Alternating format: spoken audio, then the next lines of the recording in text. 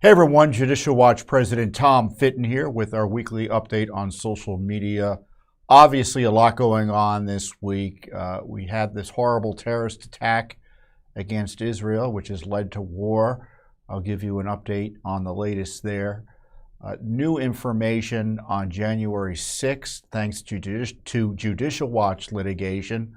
Plus there's a speaker's race still up in the air. We have new documents or new fight about Hunter Biden records as well.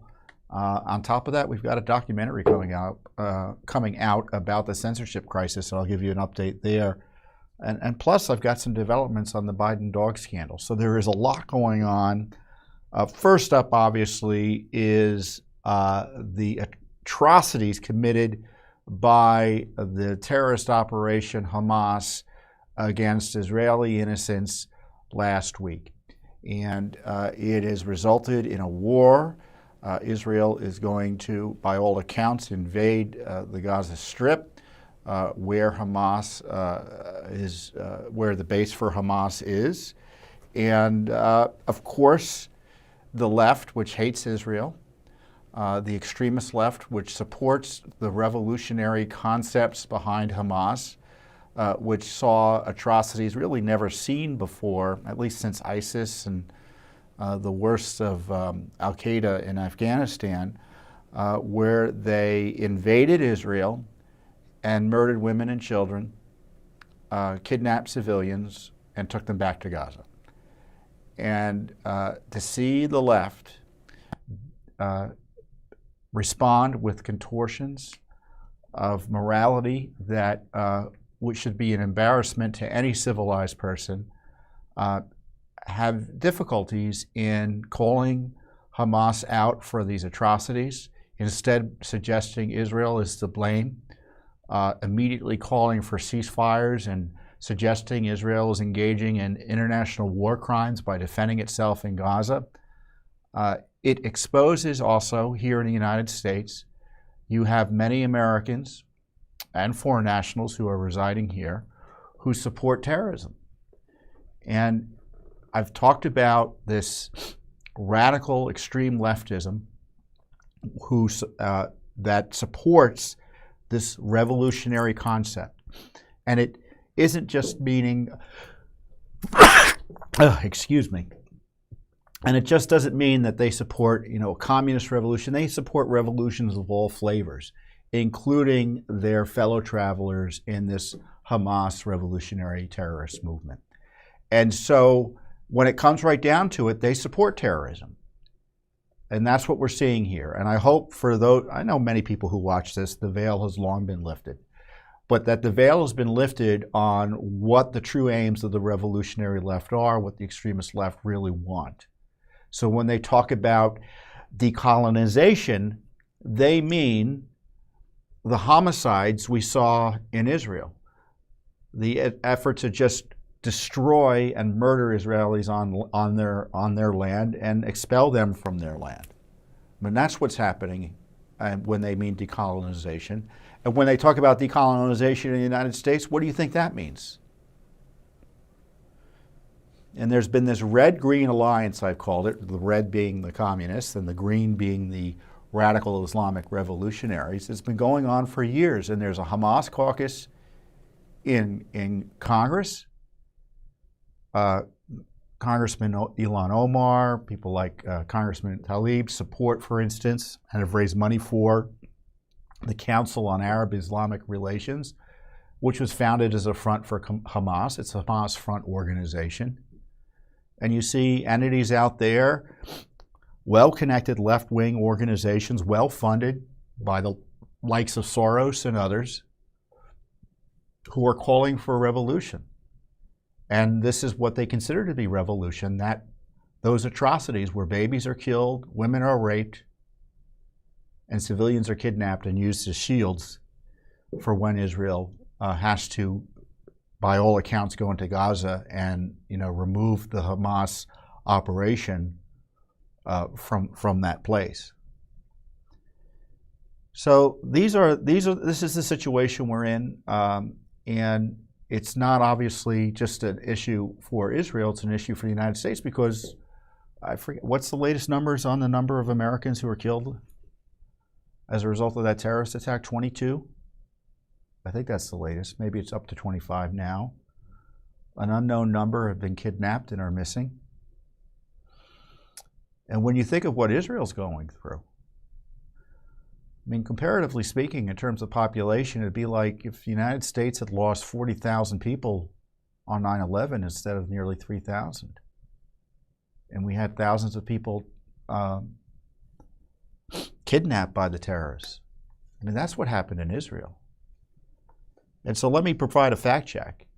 What Israel is doing in terms of a response in Gaza perfectly complies with any notion of the rules of law, the rules of war. In fact, Israel is going above and beyond what's required under the rules of war to ensure that civilians aren't unnecessarily targeted. There's no evidence Israel seeks to target innocent civilians, but they have a right to defend themselves from these genocidal monsters that are running Hamas and make sure that threat is eliminated. So to go in and try to destroy that threat, if it results incidentally and not purposely in civilian casualties, that's terrible. But that's the result of Hamas's evil ways, not a stain on Israel for defending itself. But this is what the left does, right? They excuse, condone, and try to protect their allies that follow no rules. And then they make up rules that constrain the good guys, more or less, from defending themselves. And that's what's happening right now with Israel. Murder civilians. Oh, let's not have Israel overreact. It's a war crime. They can't do anything to defend themselves. And that's a sly way of being pro-Hamas, isn't it? Right? It's a sly way of being pro-Hamas. And of course, the international left has long hated Israel. They see it as a bastion of Western civilization. They see it as a proxy for the United States. They hate Israel because it serves as a useful organizing tool for the left, because they point to these populations of Palestinians that have been kept in poverty and in refugee camps by these revolutionary types, these left-wing governments and the international elites, to use as a cudgel, for revolutionary organizing and for targeting Israel. So it's an unholy mix of your sort of standard anti-Semitism and anti-Westernism that is a core element of the communist left. So, I don't think we need to beat around the bush. I mean, there are just too many people in Washington, D.C. who are willing to excuse this type of terrorism. And there are too many people who support this terrorism outright who you now see out there protesting. And believe you me, dear American, they come after you as much as they come after an Israeli.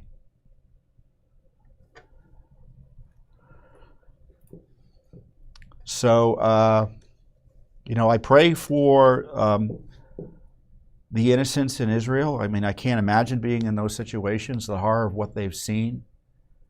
But I pray for peace. But I pray for the peace that comes with a victory against that evil entity that is Hamas. Now, I know Iran has been behind this. I know Qatar has been a key funder of Hamas.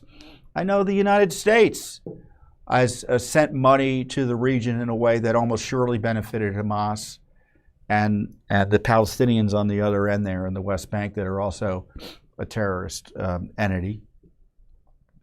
What's interesting is the Biden administration has spent the last few years as part of this anti-Israel agenda appeasing Iran.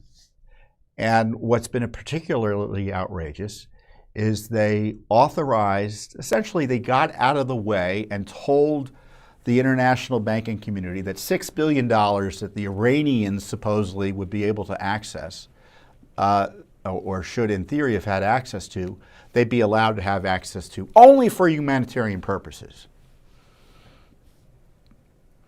So they get a $6 billion injection in the side of their arm, and they tell us it has nothing to do with their ability to fund terrorism and Hamas.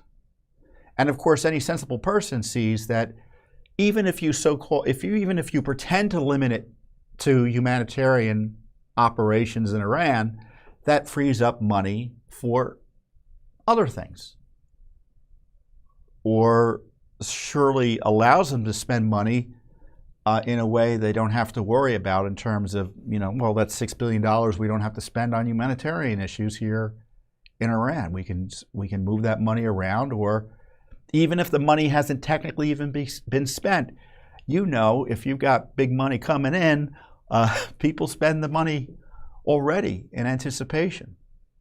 So outrageously, the Biden administration spent days, by the way, they made that money available as part of a ransom payment or scheme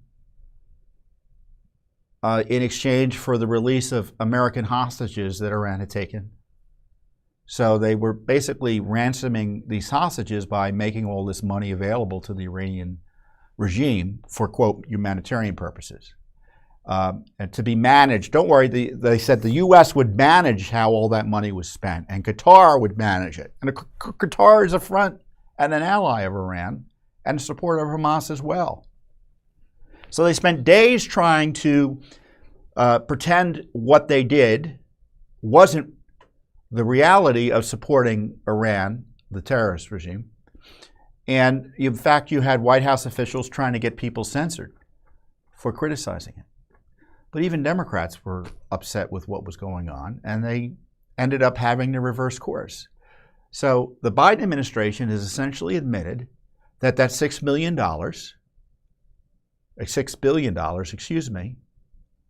actually would benefit the Iranian terrorist regime in a way that would harm our national security and potentially support terrorists, after days of telling us otherwise. And if I were Congress, I would expand the impeachment inquiry to include Biden's lies about that money, his scheme to get these hostages out that included this ransom payment scheme for the Iranians, and hold him accountable there. And of course, we also had the problem of Qatar, who is a major funder of Hamas. And we at Judicial Watch have highlighted its enormous financial influence here in the United States. We were engaged in a multi-year legal battle on behalf of a client in Texas as a core legal, I think Legal Institute, that's the name. And Texas A&M obviously was getting money from the Qatar Foundation, which is essentially the Qatari government. But we couldn't get details on that money. And we had to sue. The Qatar government came in through the foundation and intervened, and the litigation went on for years as we battled this foreign entity to get the truth about its funding for Texas A&M. And lo and behold, we found out why they were so nervous and didn't want the information to come out, because it turned out they gave Texas A&M around $500 million.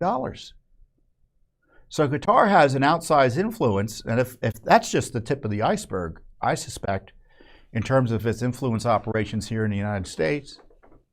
Now, I know we have a base in Qatar, and there are different views about how useful they are, but there's no doubt they're a terrorist supporting regime. There's just no doubt. And they're major funders of Hamas. The last time I saw, I think the number was $35 million a month in support they were sending over to the Hamas terrorists. So, we not only have, domestic supporters of terrorism, the leftist revolutionary terrorists that are Hamas. I mean, I know there's an Islamic flavor to it, but they're all creatures of the left. Don't let them fool you otherwise. So that's where we stand. I mean, I could go on and on about how terrible the terrorism was. And maybe I should go on and on, because already the media is trying to minimize it. I think even the Biden administration has been shocked about the viciousness and has been taken aback about what Hamas did. But nevertheless, the international community is rallying not behind Israel, but against Israel and its right to defend itself. Israel issues a warning to the population of Gaza to get out of town, and the UN says, well, you can't do that. Even the WHO, that corrupt entity, is coming in and attacking Israel. And in these circumstances, when you look at the language, it is a defense of Hamas and an effort to protect Hamas and ensure that it's able to continue to govern in Gaza. I mean, that's the effect of those who say that Israel already is engaging in war crimes as it seeks to defend itself against this unprecedented terrorist attack. I mean, the single greatest loss of Jewish life, it's been said, since the Holocaust. And a terrorist incident like that. And we have Americans who support that type of political violence. And we're seeing them out there today. Today is a day of rage. Hamas called on it. And their supporters are out in full force. They have supporters in the media, apologists in the media, supporters literally supporting them in Congress. When you hear people say, well, you know, both sides, we should pray for the innocents on both sides. Obviously, no one wants to see an innocent killed. But let's be clear. The reason any innocent is being killed is because of the terrorists. And they would imply Israel is at fault for the innocents being killed. And that's a smear, and it's designed, again, to minimize the terrorism of Hamas. And really to justify left-wing violence. Because I don't think there may be a tactical difference with Hamas. There's no strategic difference. I mean, these are allies. So I don't want to belabor the point. But I've told you that our republic's under attack. And, the same folks who lecture you about equity and indigenous peoples and that we need to reorganize our society, and that we're interlopers here in America who've destroyed indigenous cultures. That's the same thinking that Hamas is promoting when it goes in engaging in genocidal attacks on Israelis. And I tell you, we got to be aware, as Israel is an ally, obviously, of the United States. We have family ties because of the interlocking communities here in the United States. I mean, think of all the Americans who have families in Israel. I mean, that alone, in addition to the strategic ties and the ties we have as an ally. But it shows you how important a secure border is. I mean, Israel, to be clear, I hope there's some internal reckoning as to how that attack was allowed to occur. But it shows you the importance of a secure border.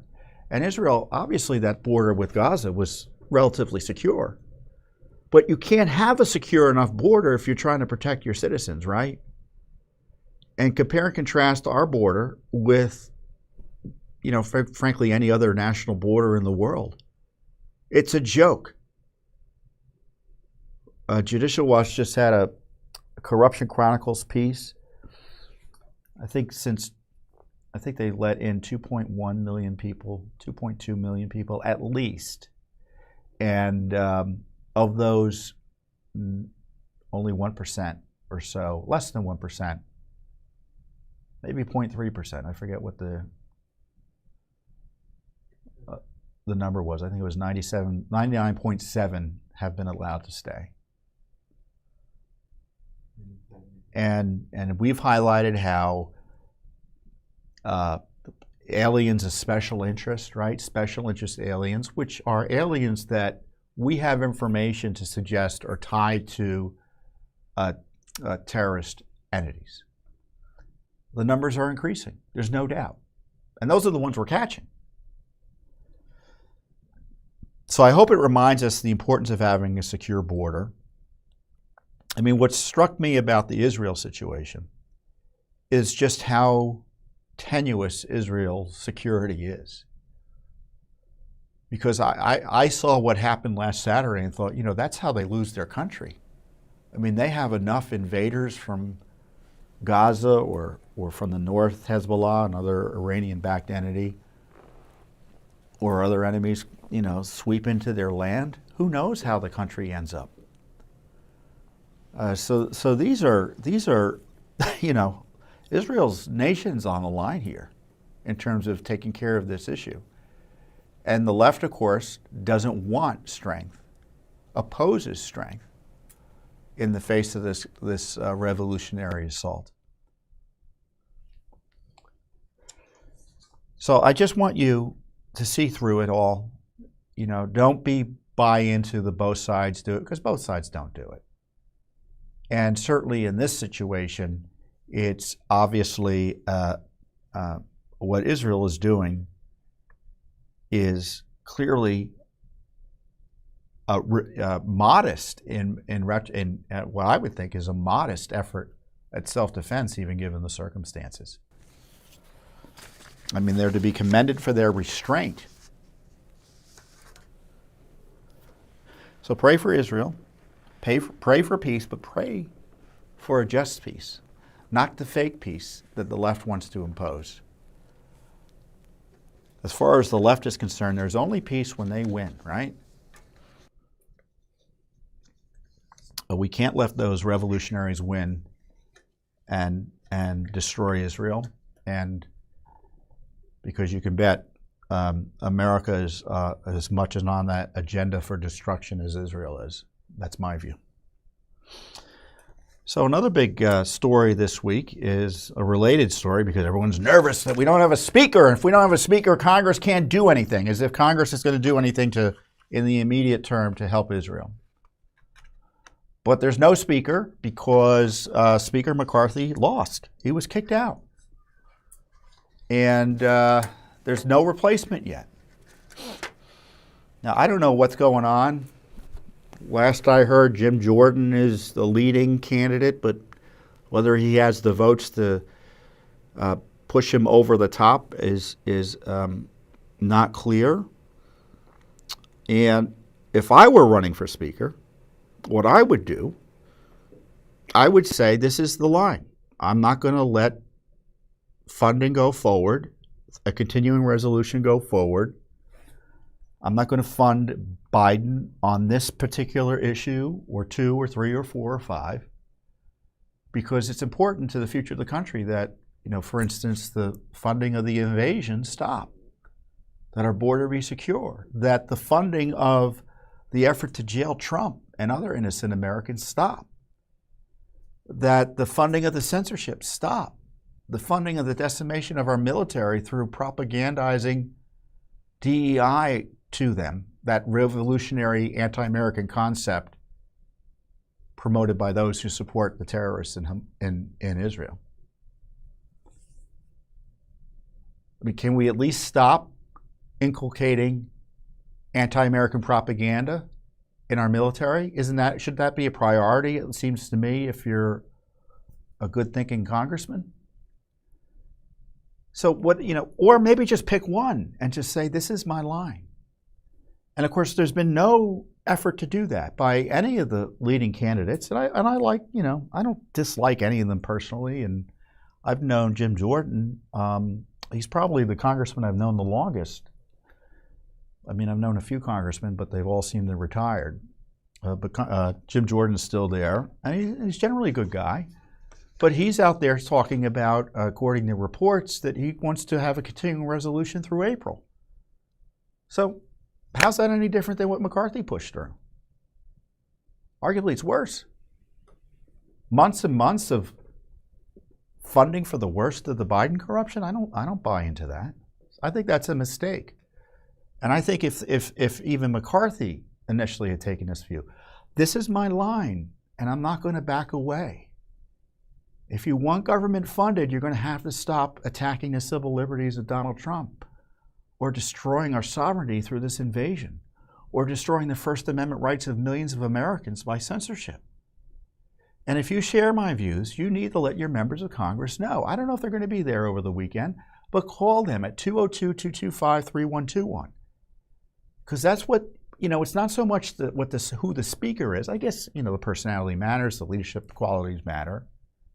But what are they going to do once they're in the office? What's the expectation of the caucus?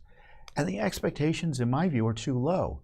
You, dear voter and dear citizen, your job is to elevate the expectations and let them know what you expect them to do. And it can't be the same old, same old.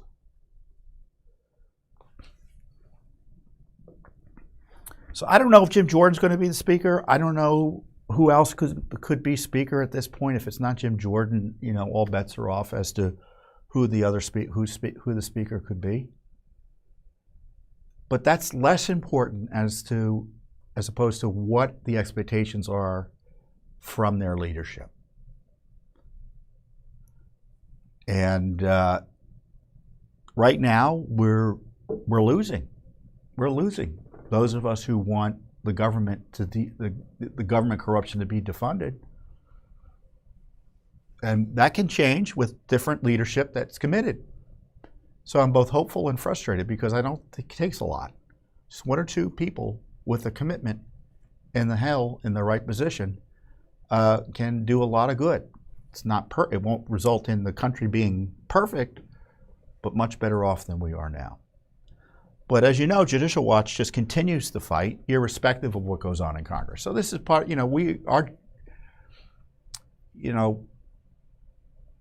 we don't have high expectations for Congress, but it doesn't mean we shouldn't expect more out of Congress. And what we try to do is encourage Congress to do the right thing, but we're not going to rely on them to do the right thing in the end. And so that's why we continue our Freedom of Information Act lawsuits, investigations, and other litigation to hold the government accountable and to stop the government from doing bad things. And one of our key lawsuits has been against Congress.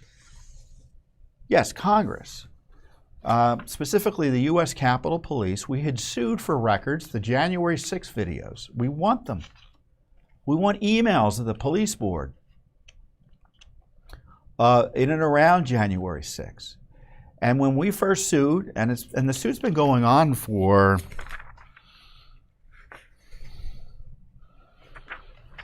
it's at least 2 years. I'm looking at the case number. It says 21, so that's an indication it was filed in the year 2021. It's been going on for some time, and of course Nancy Pelosi's Congress said no, we can't have anything under law. Now Congress isn't covered by the Freedom of Information Act.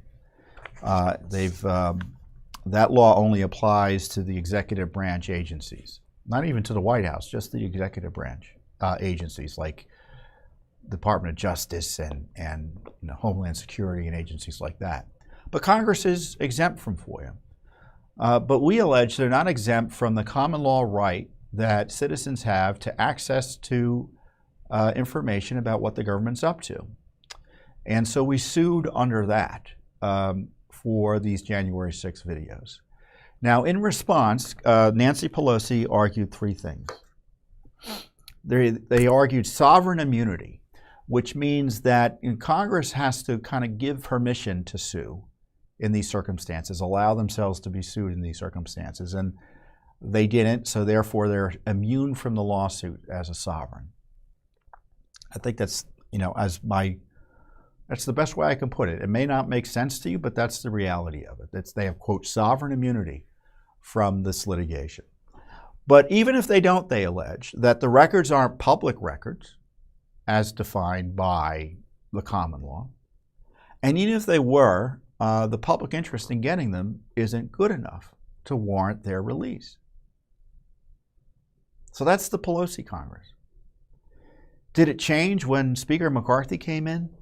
Now, the legal position of Congress or the police board is guided in part by McCarthy because he shares leadership or oversight indirectly through appointees with the leader of the Senate, in this case, Schumer.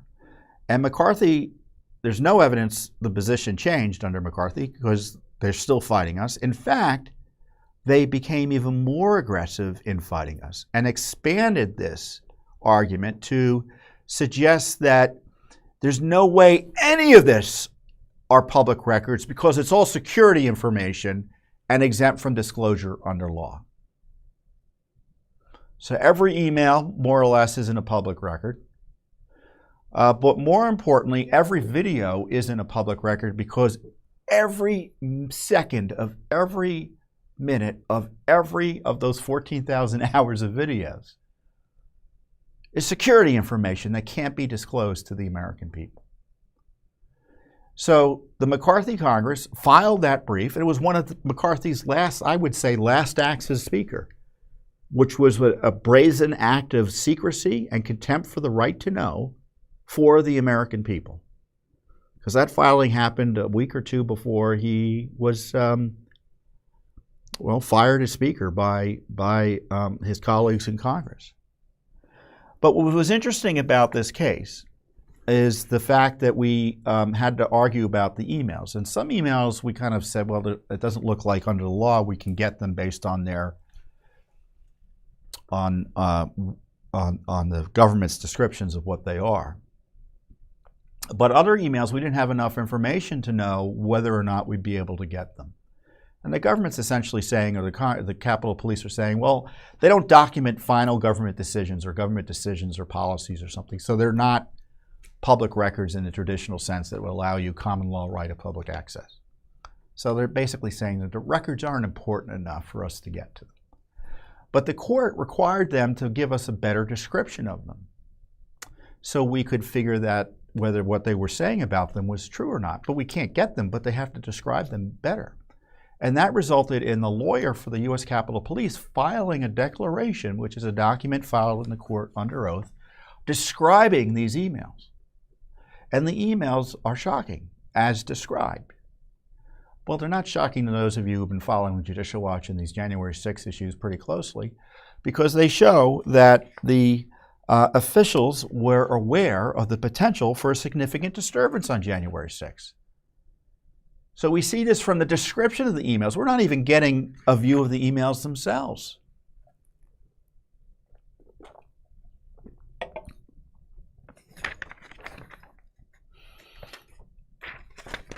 After an August 15th, 2023 hearing,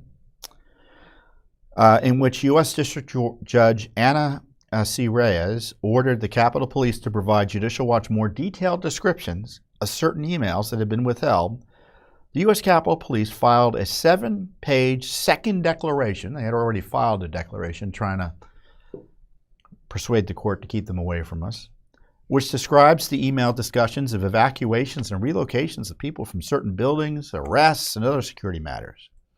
The Capitol Police describe a set of what they call situational security update emails as follows. I'm going to go through because the media is not going to tell you about this. Only Judicial Watch, was able to extract this information through this process. And then we'll actually tell you what we found, even though the media has access to this because we put it out in a press release. Have you seen reports in it? No, of course not. And this is a quote from the declaration, a January 3rd, 2021 email with attachment from the USCP, U.S. Capitol Police, Deputy Chief to a board member. So the board is now I forget what the name of the board is. Is it this Capitol Police Board? I think that's what it is.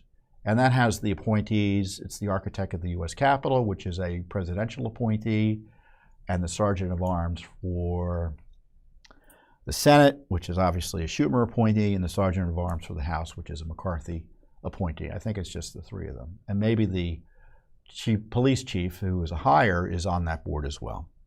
So they supposedly govern the Capitol Police.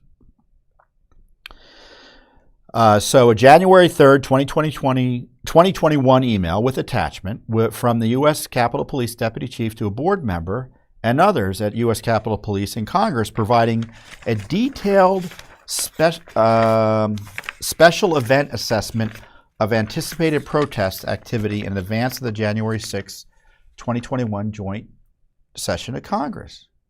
The attached document is marked on each page, quote, for official use only, law enforcement sensitive.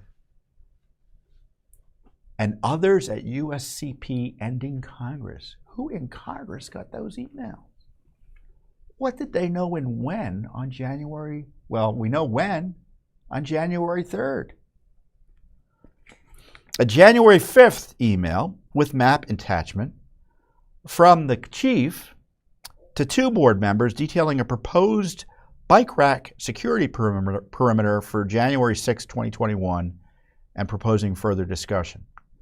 So that bike rack perimeter, you may recall from some of the January 6 videos of some of the protesters outside the Capitol grounds, or at least the area where the security was set up. Those were bike racks typically.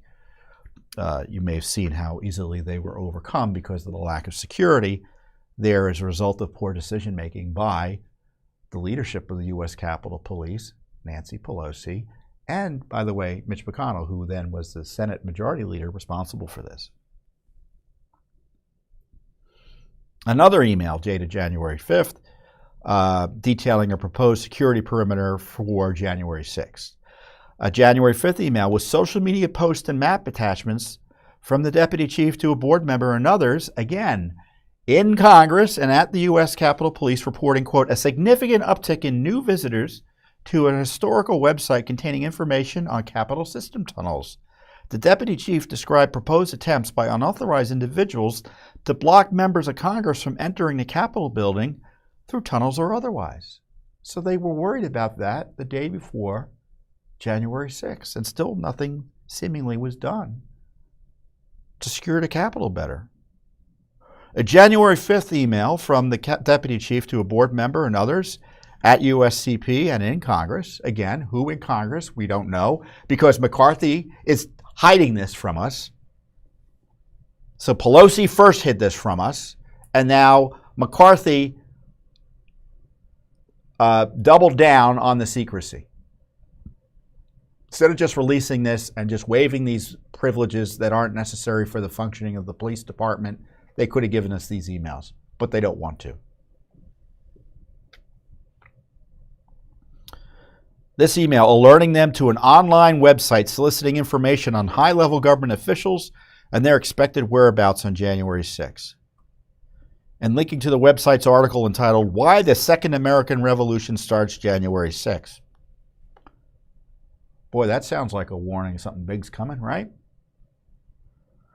A January 6th email from the chief of the police to board members and others at the U.S. Capitol Police and in Congress, again, they won't tell us, relaying that the president had completed a speech, and that means President Trump at the time, at the Ellipse, and that a large group was preparing to approach the Capitol. Now, we had uncovered in other documents that they knew tens of thousands were coming days and days beforehand.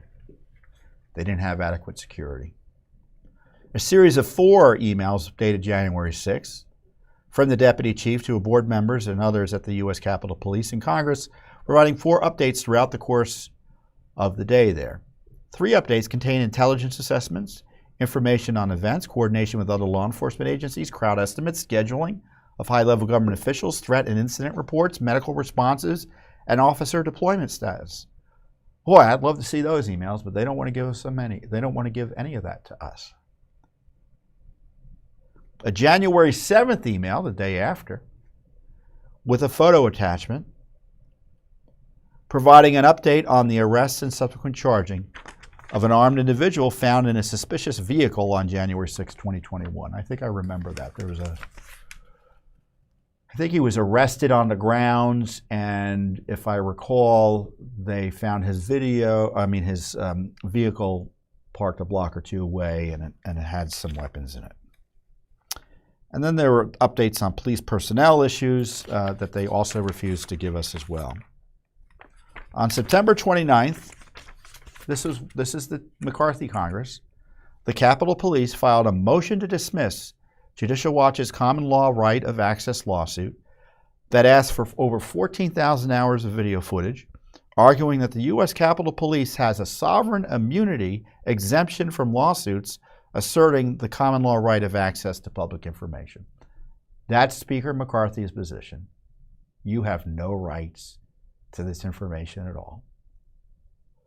The latest filing goes further than prior Pelosi Congress secrecy arguments in this litigation by newly asserting, even if a lawsuit were allowed to go forward, all January 6 videos and emails would be exempt from disclosure as security information.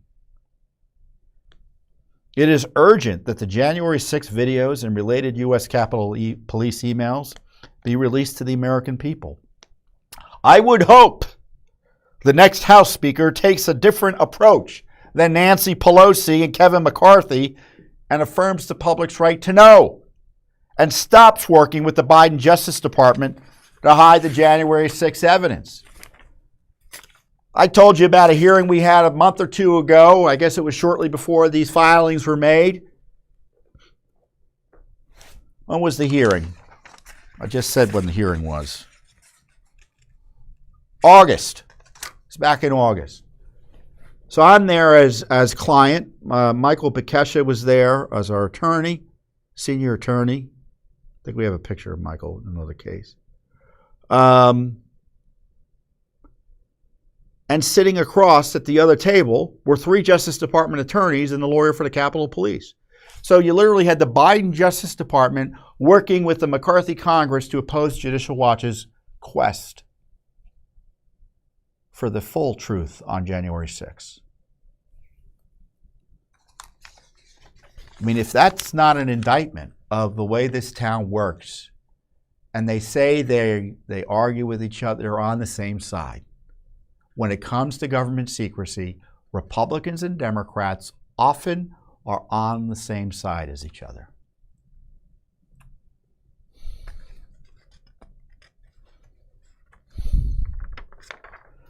And of course, this is only one of many lawsuits we have on January 6th. But we're not giving up on it. And I don't know if we're ever going to get any of these videos. I mean, these exemptions the government is asserting, the police are asserting here, I mean, they're tough to overcome in a court. And I don't think this judge in particular is terribly interested in our arguments and the public's interest in disclosure. Maybe I'm wrong, but I don't know if she's going to rule in our favor. So it's going to be tough.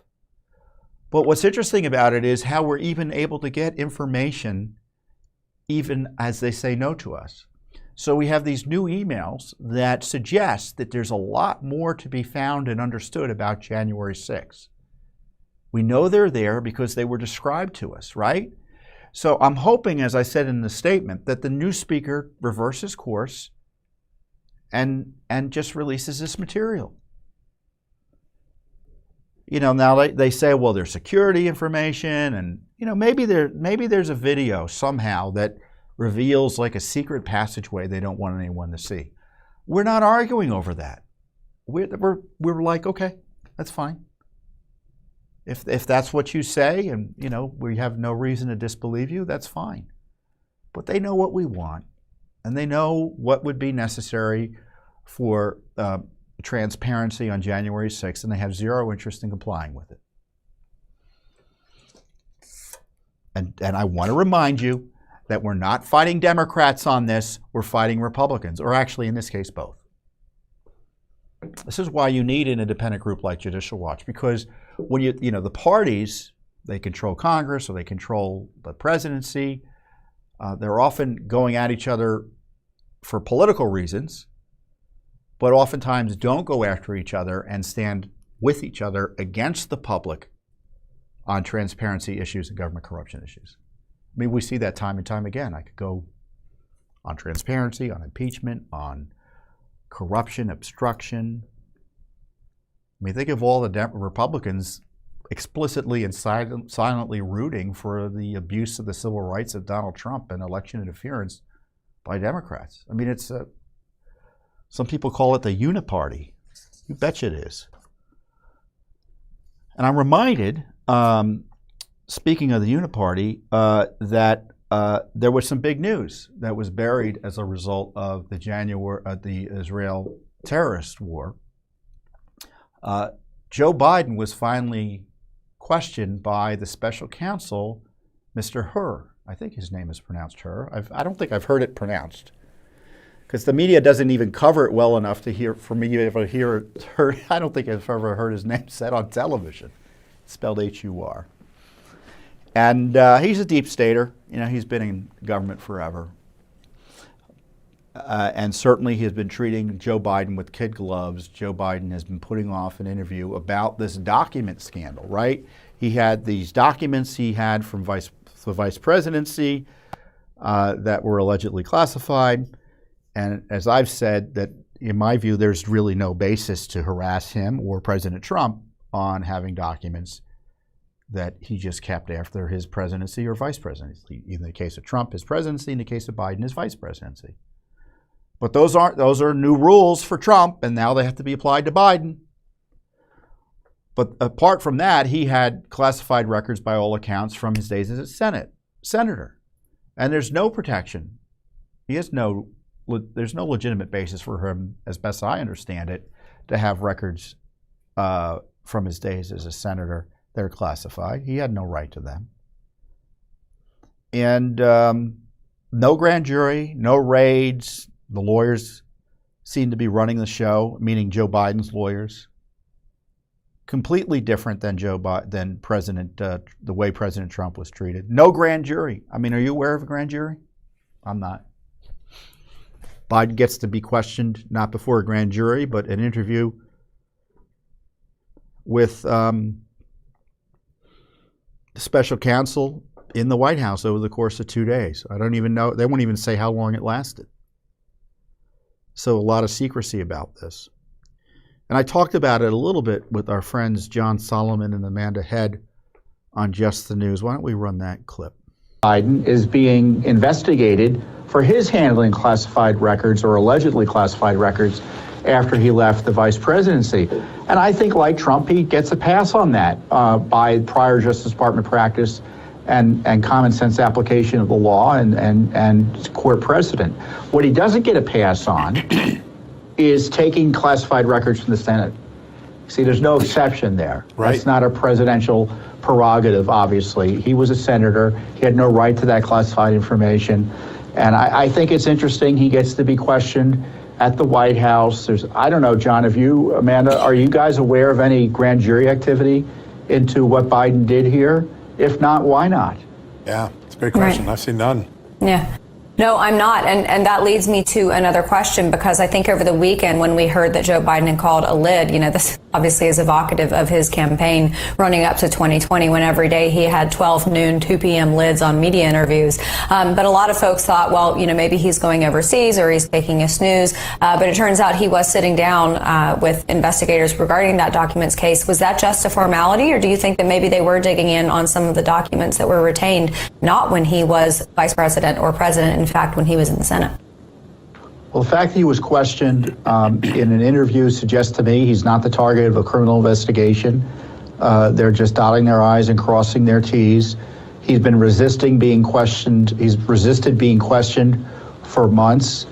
And if he were obviously the target, certainly his lawyers wouldn't have allowed him to sit down with investigators. So I think, they're just going through the motions. It's rigged.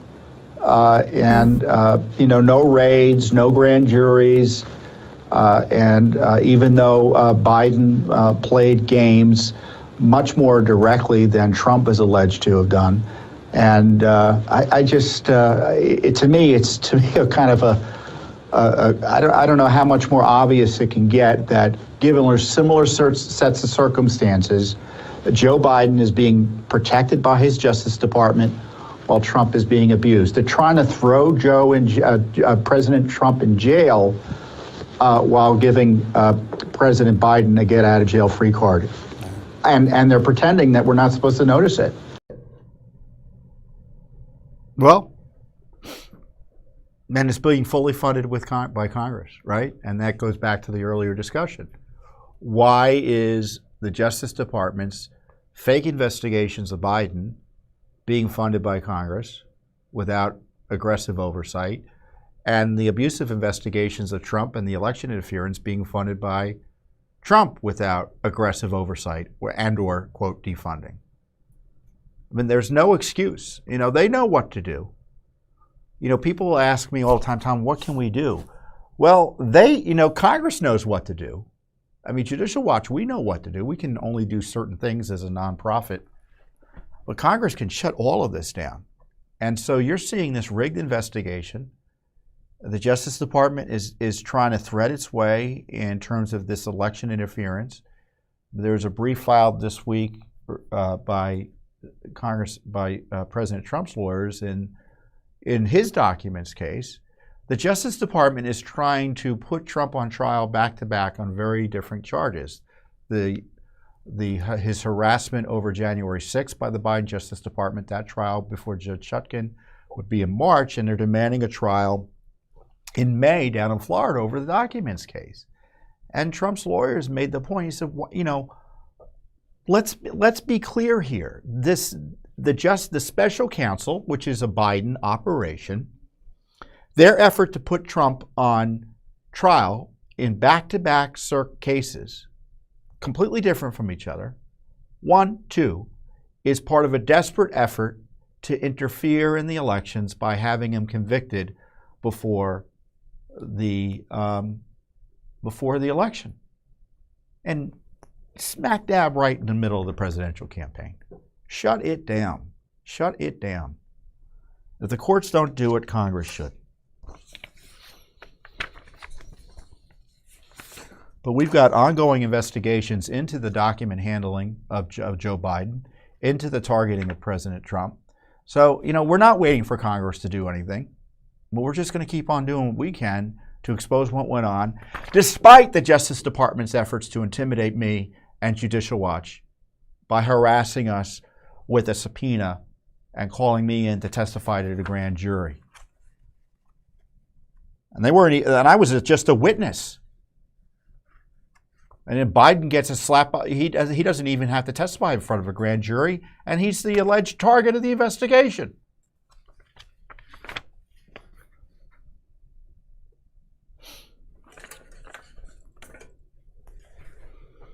I'm mad.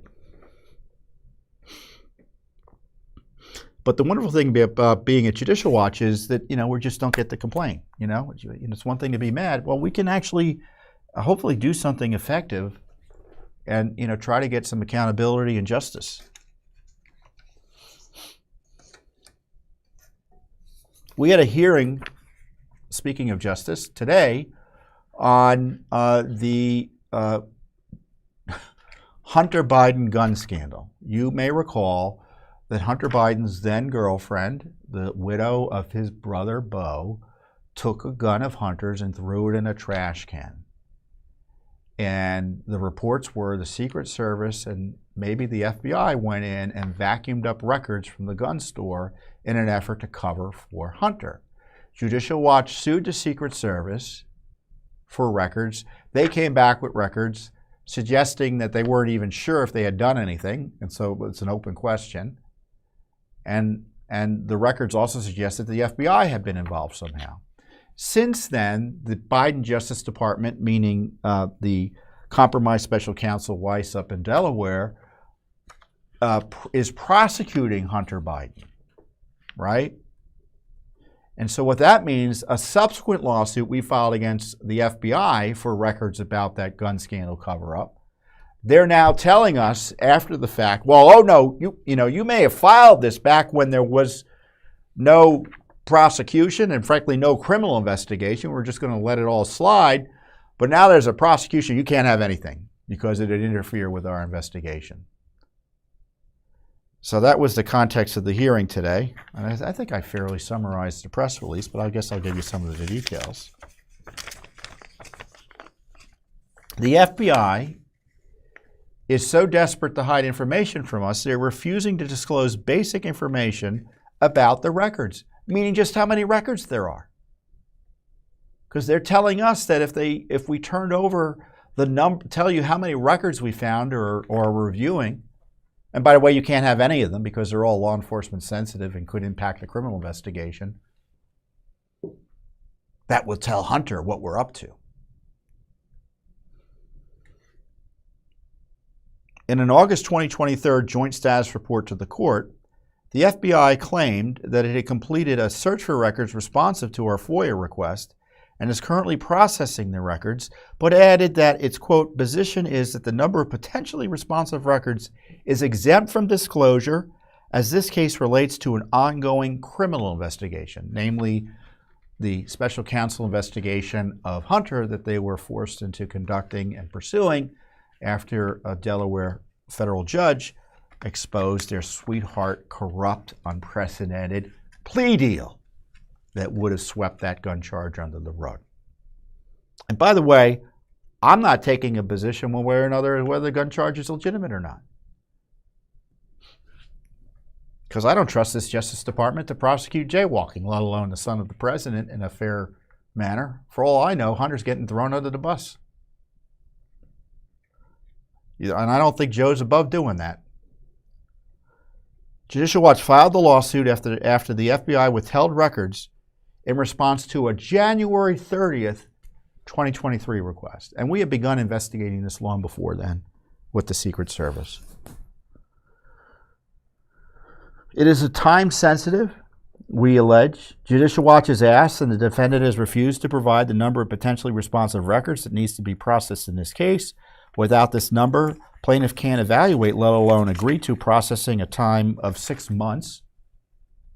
In addition, because it appears as though defendant will be providing a Judicial Watch with a no number, no list of response at the end of the 6 months, it could be more efficient and economical for the parties to simply commence summary judgment briefing and for the defendant to file its opening brief in 60 days. So, and that, this is so typical of dealing with the government. You know what they're going to do, and they're telling us we have to wait 6 months for them to do it. So rather than telling us basically now, you're not getting any documents, and this is more or less what the fight is about, they wanted to delay it till January. So at the hearing this morning, and we have a clip, I don't know, we have a tweet, I put out a tweet about the hearing. That's an old picture.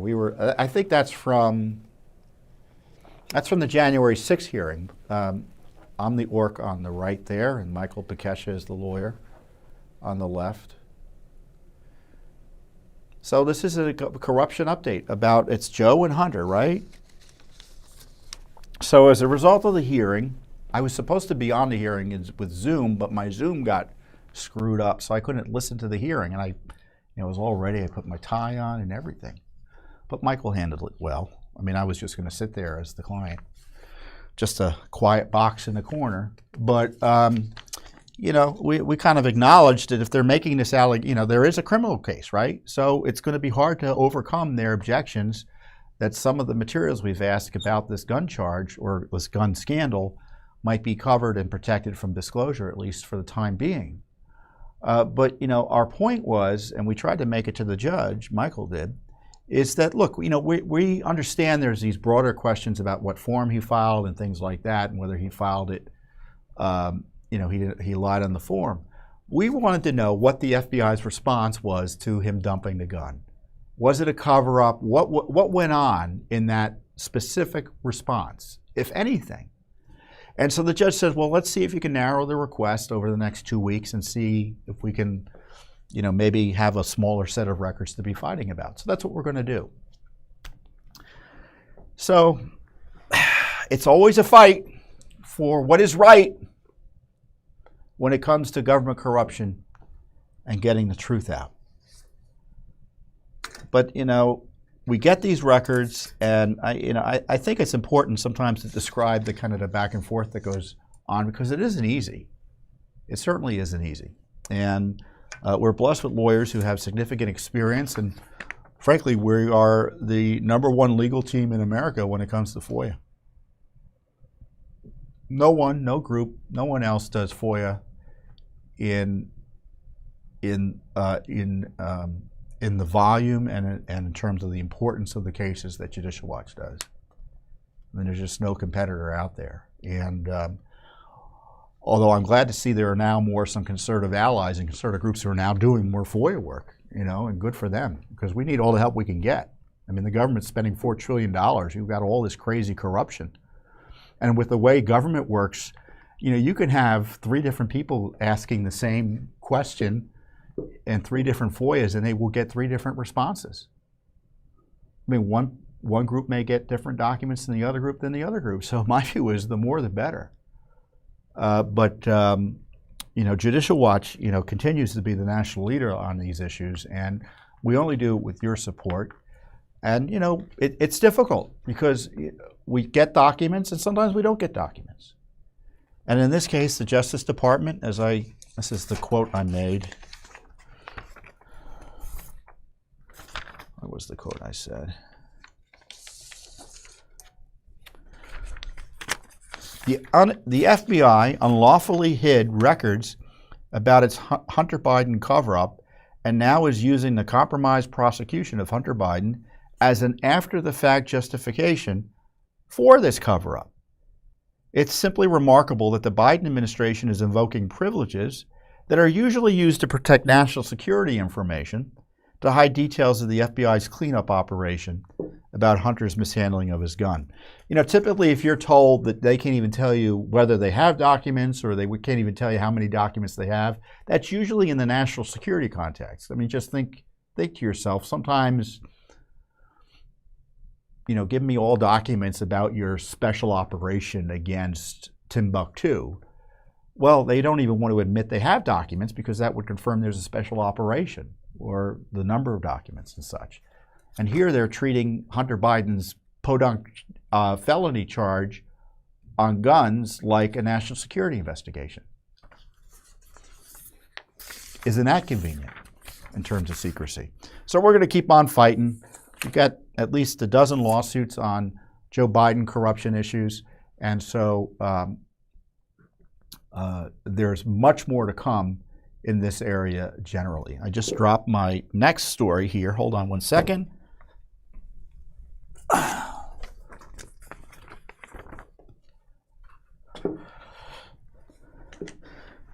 It's back, the Joe Biden dog story. The dog that was viciously attacking nearly 24, by accounts, Secret Service agents and White House personnel was removed from the White House. And Judicial Watch had uncovered first that the other dog, had been biting many more people than had been acknowledged. He had to be removed. They brought in Commander, and Commander just was out of control, and he's bitten at least 12 agents. And maybe 12 more White House staff, and we still don't know the numbers. And what's frustrating to me is that we uncovered this happened in July, that he bit 10 Secret Service agents or attacked them, and nothing was done. He bit a Secret Service technician on the back. He was biting Secret Service agents on the arm and elsewhere, and the agents were in fear for their personal safety. And it's completely outrageous what they did in terms of the cover-up. Excuse me. So now Congress has gotten involved, right? Following Judicial Watch's lead. Virginia Fox, who is on the committee, she chairs the Committee on Education and the Workforce, sent a letter to President Biden dated October 11th. And the Honorable Julie Su, who is the acting secretary for the Department of Labor, she begins the letter. The White House has the responsibility to set an example for ensuring workplace safety and health for its employees. Unfortunately, it has recently come to our attention that it's failing to uphold this responsibility. I write to request information about workplace safety issues occurring within the White House. And she goes on to talk about how OSHA, the Occupational Health and Safety Administration, governs workplace safety, certainly in the federal government. Recent reports concerning White House staff and the U.S. Secret Service personnel regularly incurring dog bites indicate that occupational hazards are prevalent at the White House. The press has reported 12 biting instances involving the president's dog Commander since 2021, including incidents resulting in employee hospitalizations. It's actually Judicial Watch that uncovered most of this. I'm concerned these incidents are an indicator of larger occupational safety and health failures at the White House that go unreported and unnoticed by the press. The White House should not embrace an attitude of rules for thee, but not for me when it comes to workplace safety. Accordingly, I'm requesting the information that the White House and Department of Labor have on file related to workplace accidents and injuries at the White House to ensure the White House is living up to its expectations of the private sector. So she wants to know, give me all the federal forms you're supposed to be filing every time this dog attacked a federal employee on White House grounds. It's a good question. I still want to know why the Secret Service left their agents out to dry and didn't do anything to protect them by complaining publicly about this or going to Congress or such. And as Judicial Watch has disclosed, we got word the commander was biting these Secret Service employees as a result of a tip. So for all we know, if it weren't for Judicial Watch, we wouldn't know any of this. Federal law enforcement officials being bitten by a dog repeatedly of the protectee.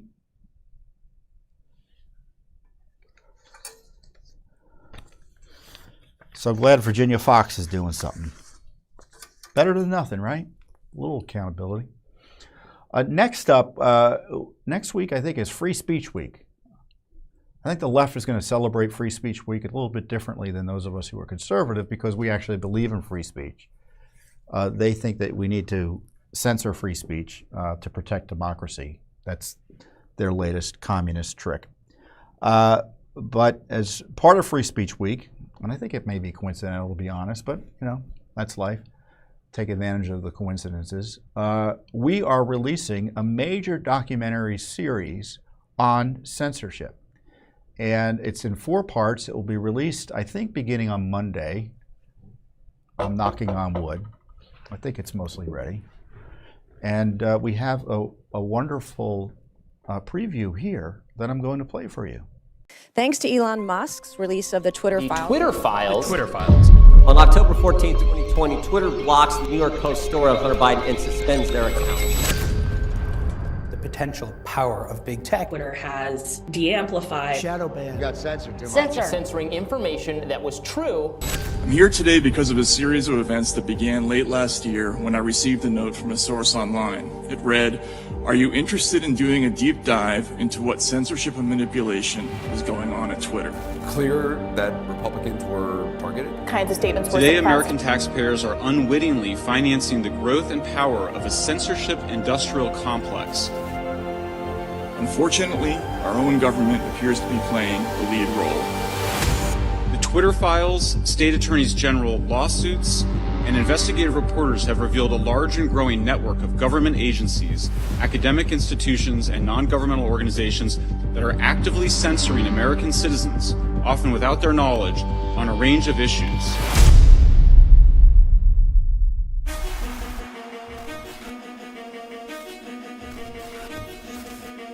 It was unusual and a little intimidating. You get up there, they intentionally designed the hearing halls so that the members are looking down on you, and it's designed to put you ill at ease, and it works.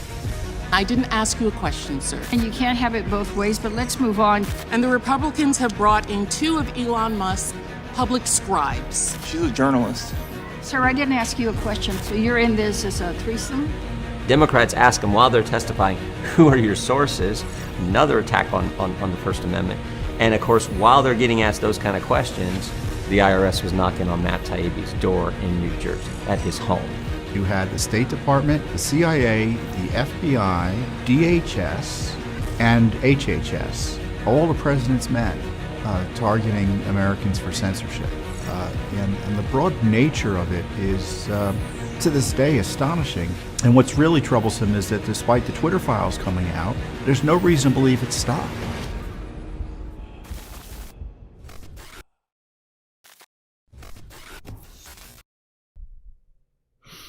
It's a great documentary. It comes out on beginning next week. We'll let you know where you can see it. Well, frankly, you'll be able to see it everywhere. On our website at judicialwatch.org, obviously, on Twitter, on Rumble, on YouTube, Truth Social, everywhere, right? Facebook. And I don't think it's censorable. I don't think there's anything in the content that will get big tech to censor this documentary series about big tech censorship. But it's great in the sense that it highlights the significant threats we face as Americans to our First Amendment civil rights, but also the successes we've had despite these threats in getting the truth out. We see this with Elon Musk's Twitter files, with Judicial Watch's disclosures under law through FOIA, and the brave journalists reporting of Matt Taibbi and Schellenberger and the other Twitter files journalists. And plus we have Eric Schmidt, who is the senator from Missouri, who was Attorney General and helped initiate this major lawsuit that has restricted in some measure some of the censorship that's been taking place. And of course, Jim Jordan, who may or may not be Speaker by the time these documentaries come out. He's obviously taken a leadership role on this issue as well, with his weaponization subcommittee that covered this. So, and he makes some great points in the documentary. So it's going to be, they're great documentaries. They're 4 parts, about 10 minutes each. You're going to love them. And I'll give you more next week as they come out. And I encourage you to support these documentaries. And, you know, Judicial Watch is, I have to say, I'm president of Judicial Watch, so maybe I'm a little bit biased, but we are great. We are just great. Why are we great? Because we do all of this great work on behalf of the country, on behalf of our Constitution, on behalf of our national security, on behalf of our civil liberties, on behalf of our republic.